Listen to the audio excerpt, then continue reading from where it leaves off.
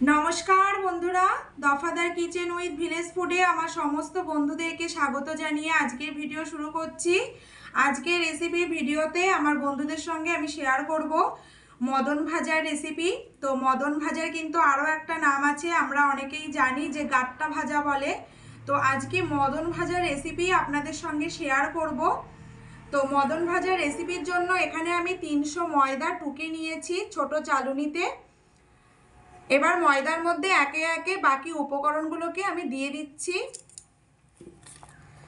মদন ভাজা বানানোর জন্য 300 গ্রাম ময়দার জন্য আমি 50 গ্রাম ঘি নিয়ে নিয়েছি। ঘিটা আমি দিয়ে দেব। 300 গ্রাম ময়দাতে আমি 50 গ্রাম ঘি সবটা দিয়ে দেব।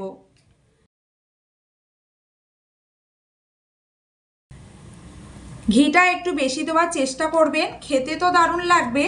আর তাছাড়াও মদন ভাজাগুলো কিন্তু অত্যন্ত সুন্দর হবে। আর 300 গ্রাম ময়দার জন্য আমি এখানে 100 গ্রাম চিনি নিয়ে নিয়েছি, মিক্সচারে গুঁড়ো করে দিয়ে দেব। এবার দিয়ে দেব 1 কাপ দুধ। দুধটা আমি এখানে ঠান্ডা নিয়ে নিয়েছি, লিকুইড দুধ। এবার দিয়ে দেব এই চামচের মাপ করে 2 চামচ কালো জিরে। এবার দিয়ে দিচ্ছি স্বাদ মতো নুন। এই সমস্ত উপকরণ দিয়ে খুব ভালো করে ময়দাটা আমি মেখে নেব। তো বন্ধুরা, সমস্ত উপকরণ ময়দার মধ্যে দিয়ে খুব ভালো করে চেপে চেপে সুন্দর করে একটা ডো তৈরি করে নিয়েছি। তো দেখুন, ডোটা কিন্তু অতটা নরম নয়। এবার এটাকে 3 ঘন্টার জন্য ঢাকা চাপা দিয়ে রেস্টে রেখে দেব। তো বন্ধুরা, 3 ঘন্টা পরে ফিরে এসেছি। তো দেখুন, ডোটা কিন্তু আগের থেকে অনেকটা ফুলে গেছে। আবারও এই ডোটাকে 5 থেকে 7 মিনিট সময়ের মতো ময়ান দিয়ে নেব। এবার আমি এখানে একটা বেলান পিঁড়ে নিয়ে নেব। ডোটাকে এবার আমি পিঁড়ের মধ্যে নিয়ে নিচ্ছি। ডোটাকে বড় একটা লেচির ডো করে তৈরি করে নেব, এইভাবে লম্বা করে। একই মাপের করে এরকম 4 ভাগে ভাগ করে নিতে হবে।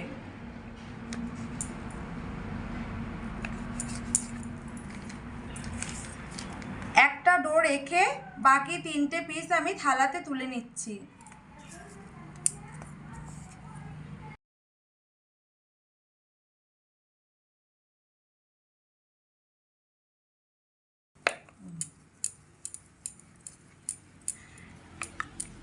একটা ডোটাকে আমি এইভাবে গোল করে নিচ্ছি। এবার এটাকে আমি বড় একটা রুটির মতো করে শেপ দিয়ে নেব।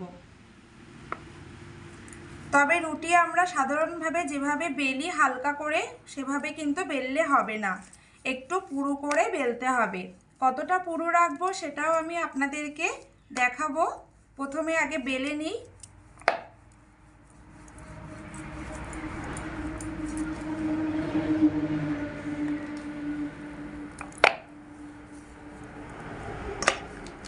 সব দিকে যেন সমান বেলা হয়।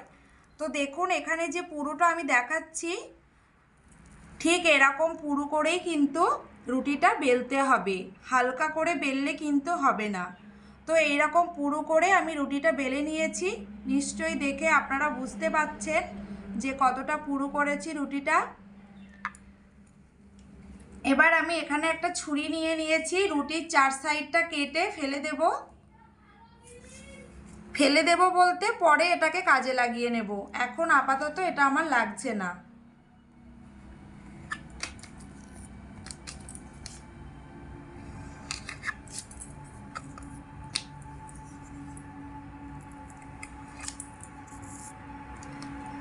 এবার আমি এটাকে লম্বায় এইভাবে ছুরি দিয়ে কেটে কেটে নেব।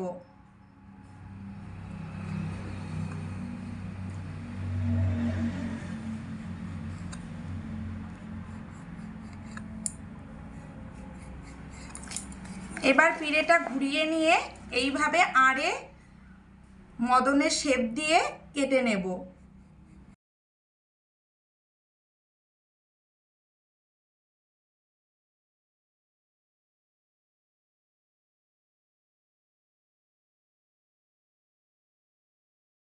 এবার আমি মদনগুলোকে আলাদা একটা পাত্রে তুলে নেব।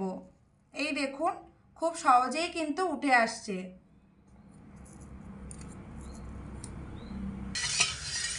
তো বন্ধুরা, প্রথমে উনানটা ধরিয়ে নিয়ে সাদা তেল দিয়ে কড়াইতে হাই আঁচে রেখে তেলটা খুব ভালো করে গরম করে নিয়েছি। এবার আমি উনুনের আঁচটা কিন্তু একদমই লোয়ে দিয়ে তেলটাকে গরম থেকে একটু ঠান্ডা করে নিয়েছি। খুব গরম তেলে মদনের শেপগুলোকে দিয়ে ভাজলে কিন্তু উপর থেকে তাড়াতাড়ি লাল হয়ে যাবে আর ভেতরে কিন্তু ভালো ভাজা হবে না, তখন কিন্তু মুচমুচে ভাবটা কিন্তু আসবে না, যেরকমটা আর কি মদন ভাজা হয়। এইভাবে একটা একটা ছাড়িয়ে নিয়ে তুলে তেলের মধ্যে ছেড়ে দেব, তাহলে কিন্তু একটা আর একটার সঙ্গে জড়িয়ে যাবে না।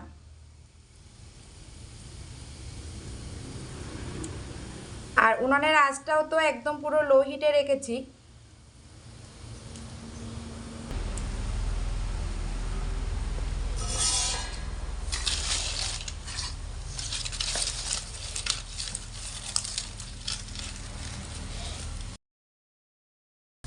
তো বন্ধুরা, একদম লো আছে কিন্তু আমি মদনগুলোকে ভেজে নিচ্ছি।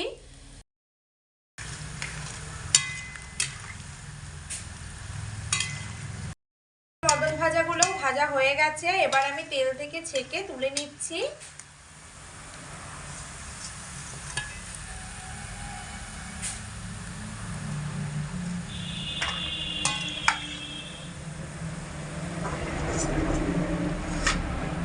প্রত্যেকটা মদন ভাজাই কিন্তু দারুণ ফুলেছে।